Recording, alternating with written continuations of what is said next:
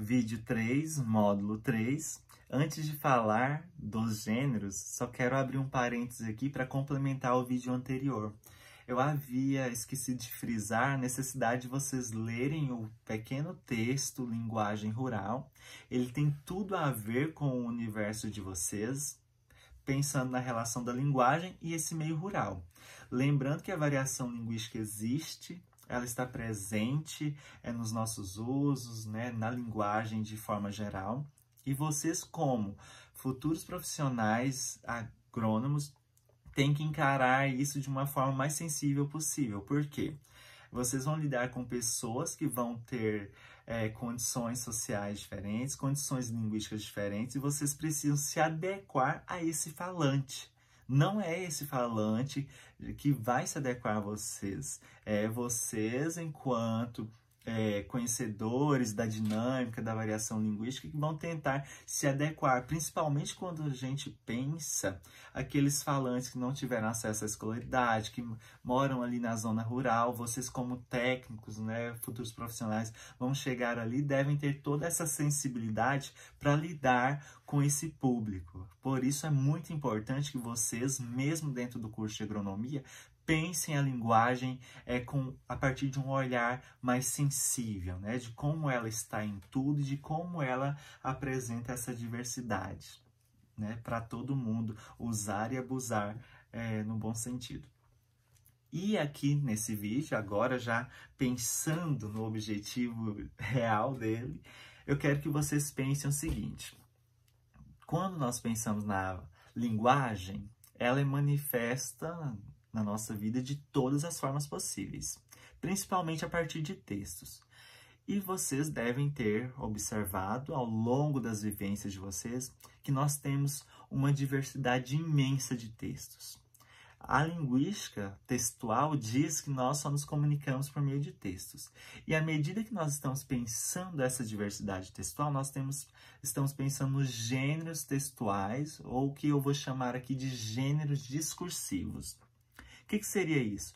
É uma certa classificação para mostrar que a todo momento, ao longo das nossas vivências, nós fazemos uso de diferentes gêneros para expressar uma ideia, para interagir com alguém. Quando você vai ao mercado, você encontra essa diversidade de gêneros. Quando você está dentro de uma sala de aula, você encontra desde o próprio gênero aula até o gênero relatório, o gênero resenha. O importante é vocês entenderem que o gênero é uma certa classificação usada para mostrar justamente essa diversidade de manifestação linguística que a gente tem.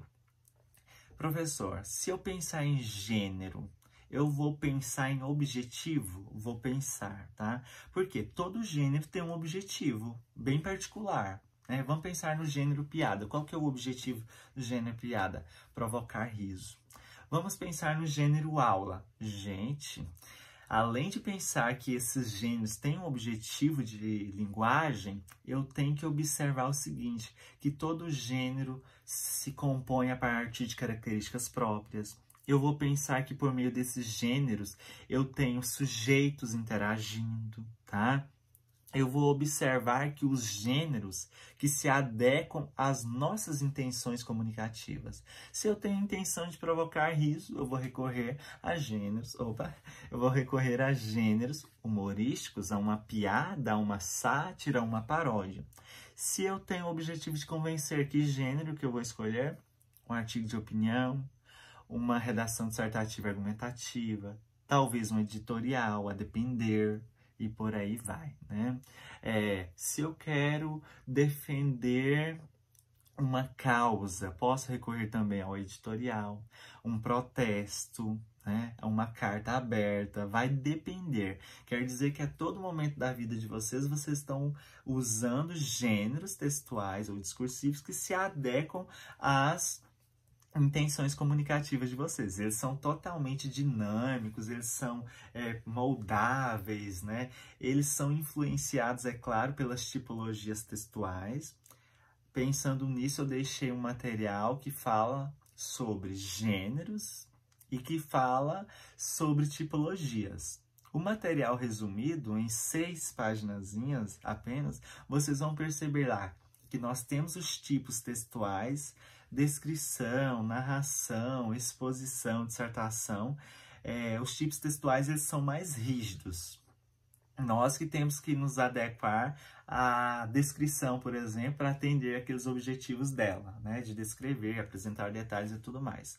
O interessante é observar que essas tipologias textuais, elas estão a serviço dos gêneros. Professor, quando eu uso um artigo de opinião, eu estou usando descrição? Sim, você pode usar descrição. A ideia do material é simplesmente vocês pensarem nessa diversidade textual. De um lado, nós temos tipologias, 5 tipologias, elas são muito engessadas, tá?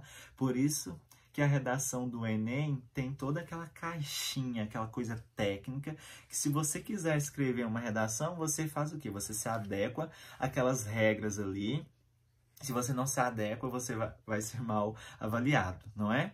Ah, professor, mas aí se eu pensar nos gêneros? Os gêneros não, eles são mais dinâmicos, tá? Um artigo de opinião vai permitir que você use a parte dissertativa, mas você vai poder questionar, você vai poder dialogar, você vai poder exclamar. Está aí uma explicação para vocês entenderem a dinâmica dos gêneros discursivos. E é claro que na universidade nós temos gêneros discursivos acadêmicos. O que acontece durante a produção desses gêneros discursivos acadêmicos?